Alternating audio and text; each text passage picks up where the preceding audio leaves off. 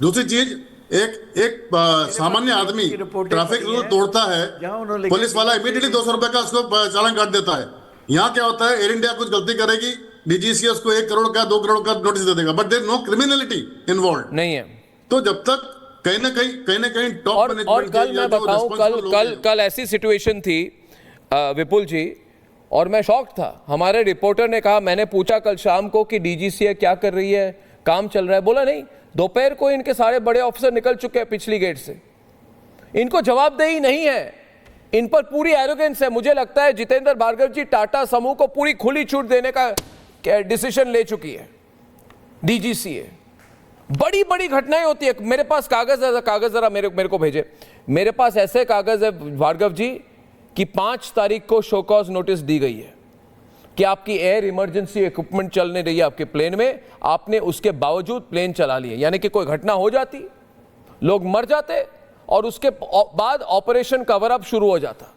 बड़े बड़े PR companies को बहुत लाखों करोड़ रुपए एयर इंडिया देती है ताकि सिचुएशन को मैनेज किया जाए, कोई बड़ी मीडिया में कोई इनके खिलाफ ना बोले, बड़े बड़े जितने पत्रकार हैं इनको मैनेज करो, इनको चुप रखो। आपने भी किया होगा अपने समय में, बताइए मुझे। मैं पूछ रहा हूं आपको, मैं आपको पूछ रहा हूं कि आपने कितना पैसा स्पेंड किया पीआर में, पब्लिक रिलेशन में, जब आप थे एयर इंडिया में। पब्लिक रिलेशन क्यों की जाती है? ताकि कोई दुर्घटना हो ना, कोई पत्रकार ज्यादा सवाल ना पूछे, कोई चैनल, बड़ी चैनल बड़ा सवाल ना पूछे, मैनेज करके रखो, सबको चुप करके रखो।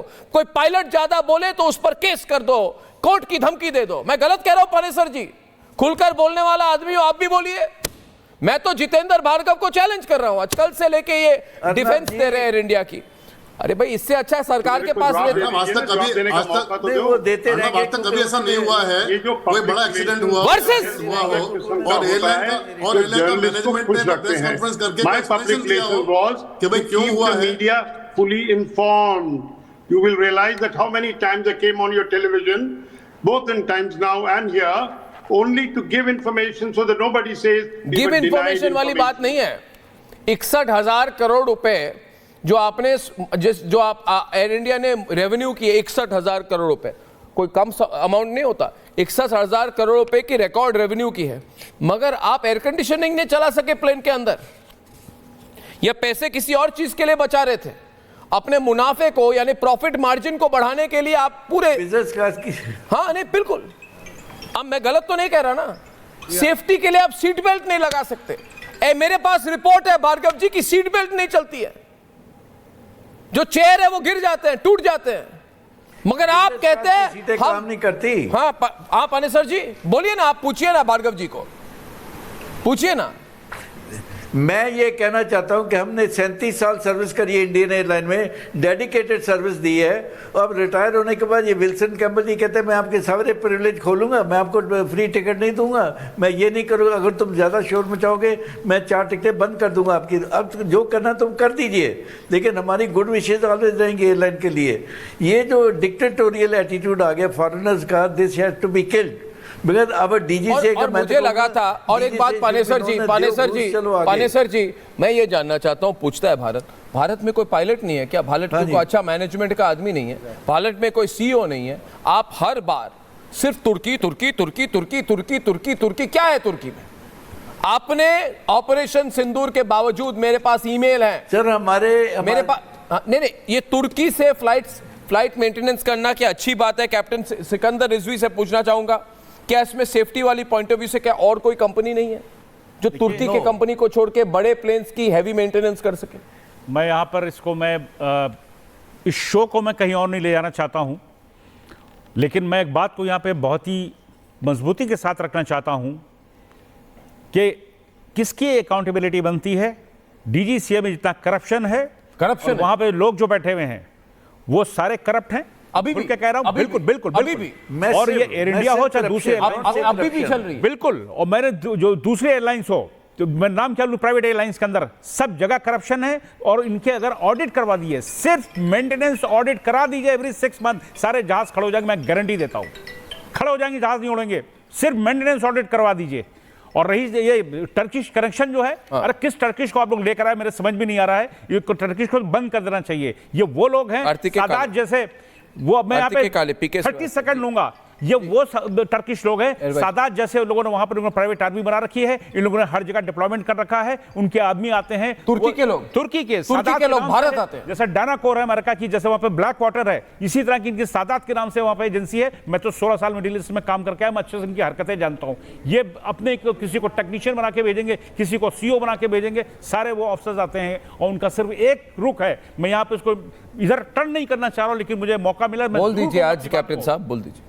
टर्किश को सादात का सिर्फ एक मकसद है कि भारत हो या ऐसे जो मुल्क हैं जहां पर गैर, अब यहां पे वही आ जाए कि आप आके बैठ के हिंदू मुसलमान करो। मैं हिंदू मुसलमान की बात नहीं कर रहा हूं, उन कंट्रीज को नुकसान पहुंचाइए, उन कंट्री को नुकसान पहुंचाइए जो उनके इरादों को आगे बढ़ने नहीं देती है। मैंने बंद लफ्जों में सब कुछ कह दिया और मुझे कहने में रत्ती भर शक नहीं है। कल से मैं कई चैनल पे बात को कह चुका हूं कि इसके अंदर फ्यूल मैनेजमेंट की जो प्रॉब्लम आई है, वो अचानक लॉस कैसे पावर हो जाएगी। आपको लगता है बिल्कुल अनएक्सप्लेन्ड है? मतलब आप पायलट रह चुके हैं, मैंने अक्षय जी पायलट रह चुके हैं, कोई पायलट अभी तक कोई पायलट एक्सप्लेन नहीं कर पाया कि कल क्या बात हुई। और कई लोग कह रहे हैं इसमें सैबोटाज हो सकता है, इसमें कोई और प्रॉब्लम हो सकती है। मैं बता रहा हूं, आप बताइए। बता रहा हूं जेके, मैं रिजवी साहब बोलिए, बोल दीजिए आप खोल के। 2:30 बजे पहले शो में मैंने इस बात को क्या कहा बोल दीजिए। जब टेक ऑफ हो रहा था, एयरक्राफ्ट रोल कर रहा था, फ्यूल लेकर के गया था, फुल फ्यूल उसमें एयरक्राफ्ट के अंदर था।